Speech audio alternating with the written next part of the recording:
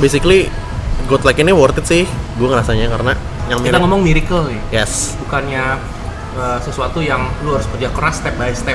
Ini Yes. bener-bener miracle yang Yes. nggak masuk akal tapi terjadi. Itu yang penting. kayak gini. Basically yang ITB dulu nih ya. Iya. Jadi waktu itu gue baru lulus kuliah Lu kuliah di UPH ya, di UPH 3 tahun. yang mahal itu. Kan untung papa hartawan. Iya. Oh bukan, untung papa hemat ya kan. Uang lupa habis ya.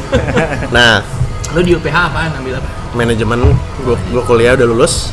Habis itu kan gue ikut seminar Godlike, which is memang worth it banget.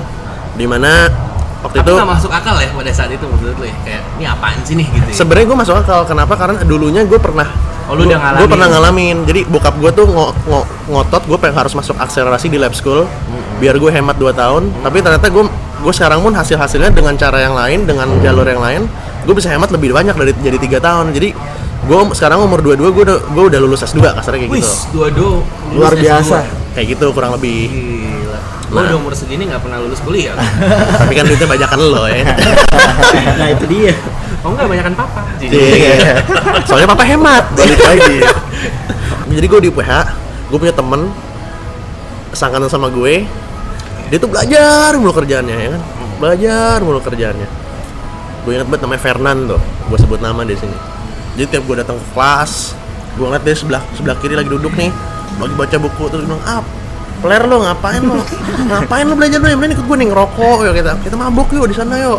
Having fun aja lah. Iya kayak ya udahlah nanti juga dikasih gitu, nggak usah ngoyo-ngoyo.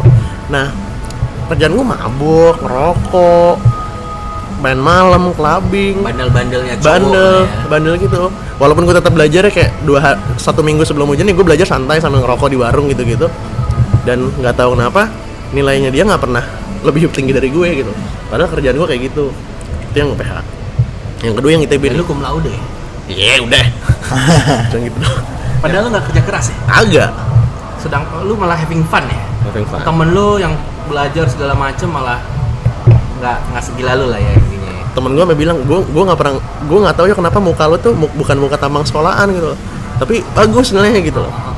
Miracle tuh ya? Ya. Oke. Gue juga nggak tahu kenapa. Yang kedua yang ITB nih. Nah, ITB gimana? ITB itu gue cuma punya persiapan 2 minggu. Oke. Bokap gue keteter. Bokap gue tuh orangnya yang Persiapan kalau masuk maksudnya. kalau dibilang tuh terlalu mikirin goal, terlalu ngoyo kasarnya gitu loh. Nah terus gue udah bilang slow aja, kalau emang udah rezekinya pasti gue masuk gitu kan. Dan itu kan itu udah gue ikut udah Godlike, Oke. ikut Godlike. Terus gue sering Visualisasi. visualisasi terus ya kan. Gue lupain yang gue pengen, gue lakuin aja yang gue bisa Lupain, sekarang. Let go lah ya. Ya.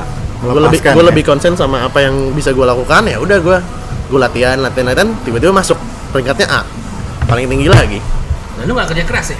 Santai, gue masih mabok-mabokan, masih ngerokok, masih pulang malam gitu loh. Jadi di Godlike itu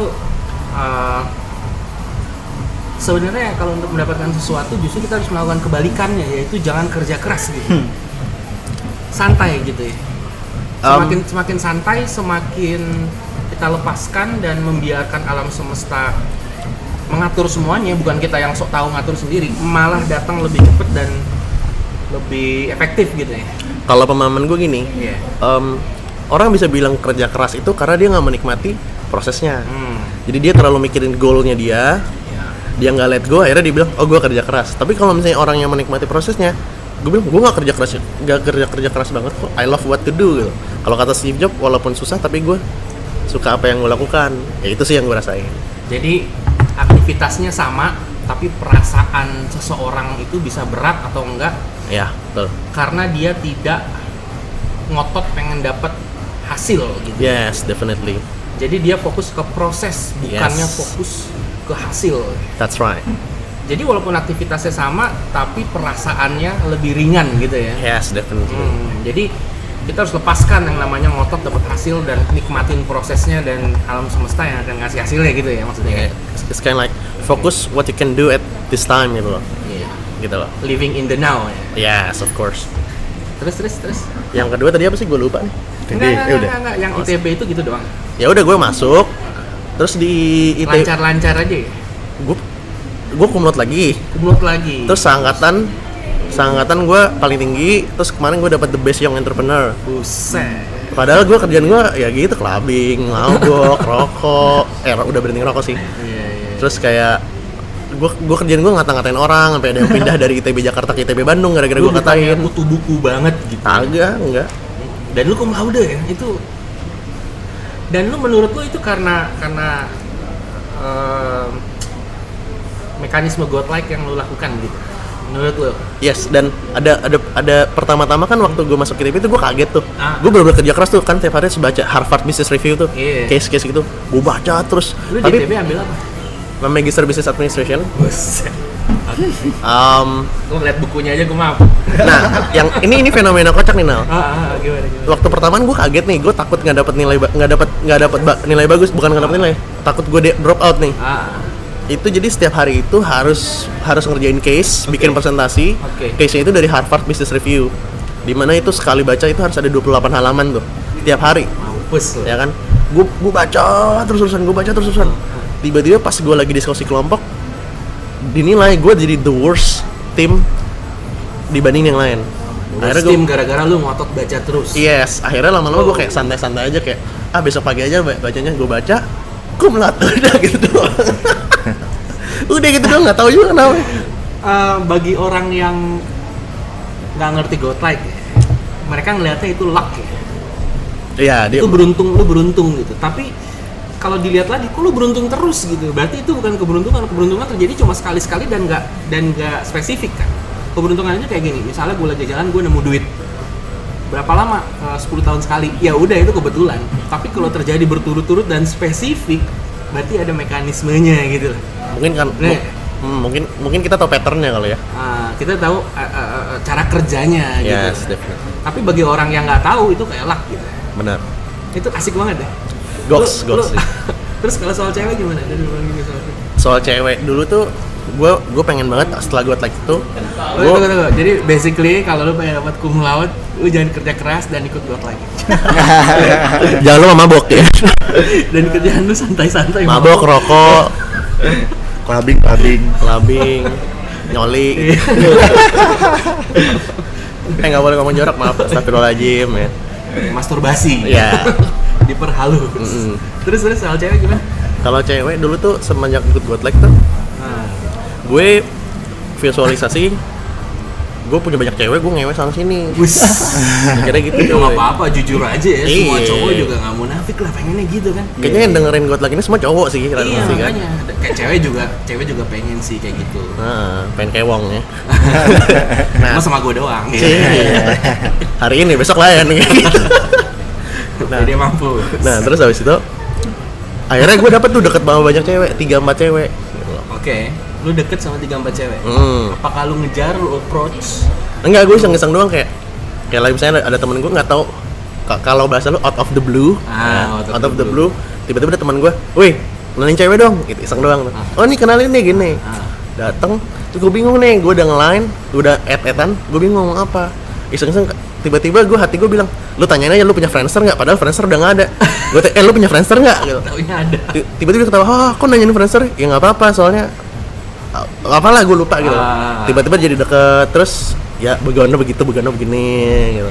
Nah, tapi basically bukan itu yang gue mau gitu. Jadi di sini poinnya adalah godlike itu ngasih apa yang lu butuhkan, bukan apa yang lu mau gitu. Dan yang lu butuhkan biasanya lebih enak daripada yang lu mau ya? Setuju, karena waktu gue ketemu deket sama 4 cewek gitu, gue bingung manage-nya gimana. Nah akhirnya gue visualisasi lagi, gue nanya, emang ini yang gue mau? Oh ternyata enggak, gue pengen cewek tajir, cewek yang gue nggak perlu cantik, yang penting lucu, awet muda. Tapi fotonya yang lu kasih lumayan. Ya lumayan ya.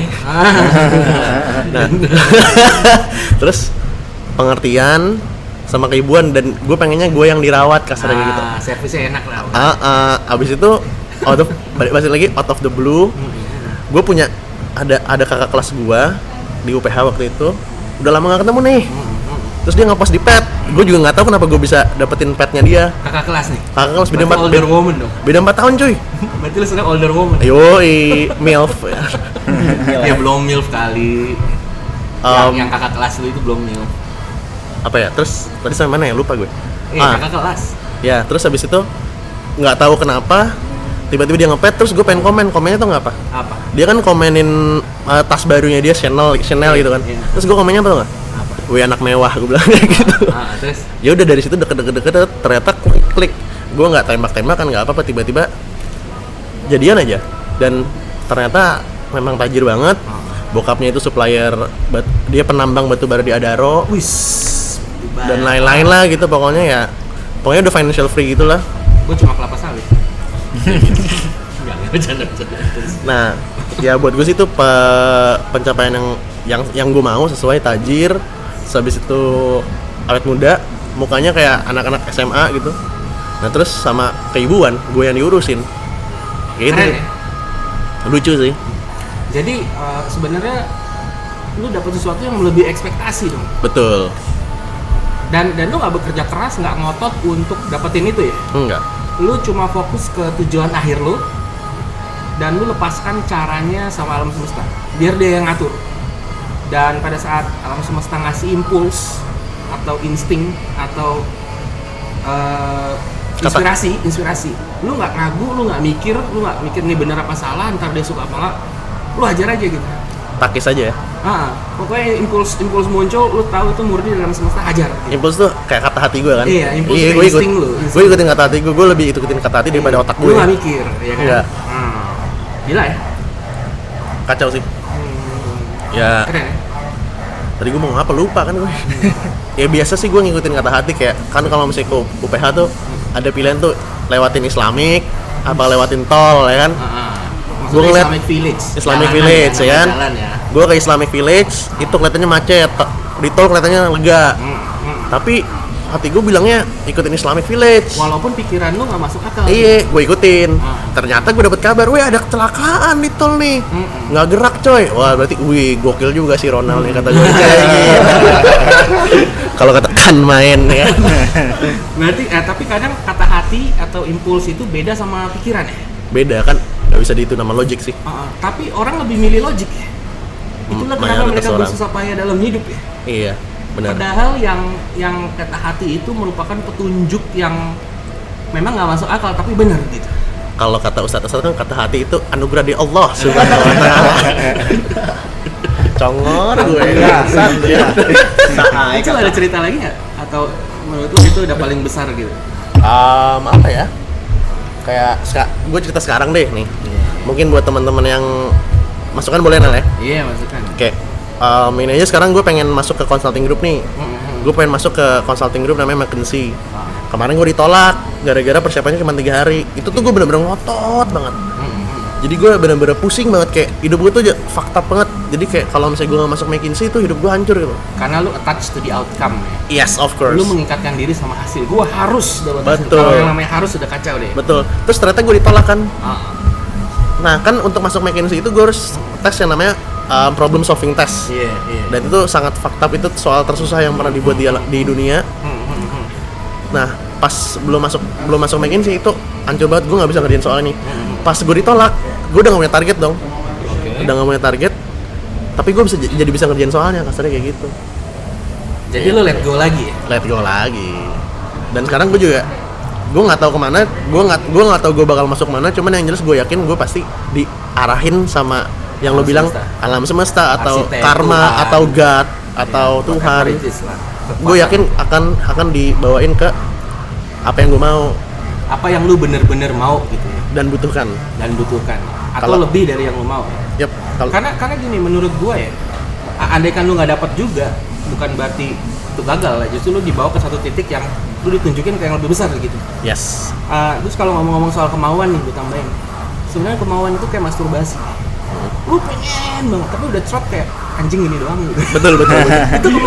itu kemauan kan? Betul. Kebahagiaan lu nggak sesuai ekspektasi lu gitu. Tapi kalau yang lu butuhkan, lu nggak merasa apa-apa, tapi begitu dapet kayak this is a big surprise gitu. Yes. What gitu. Betul banget. Lu sampai nangis kadang dapetin gitu.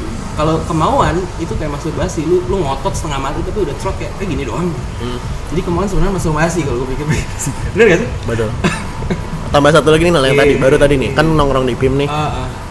PIM 3 tuh kan parkirnya kacau banget nih, ini kan hari Minggu nih. Ya kan, fakta banget nih. gue selalu kalau misalnya parkiran kacau gitu, gue langsung gue visualisasiin nih. Gue bayangin gue lagi parkir, terus gue muter beberapa kali. Jadi kan PIM 3 kan turun ke bawah nih. Wah nggak ada nih. Terus habis itu nanti ada pilihan nih, mau tetap di B2 atau naik ke B1. Hati gue bilang ke B1, oh gue ke B1. Masih nggak ada lagi. Terus hati gue bilang turun lagi ke B2. Ke B2 masih nggak ada, tiba-tiba pas di depan pintu ada yang keluar. Itu satu. Yang kedua kemarin di Bandung, taksi nggak datang sejam. Gue visualisasiin, gue naik taksi, 2 menit datang taksinya. Menurut lo itu kebetulan apa karena ada mekanisme visualisasi dan lain-lain? Itu karena godlike.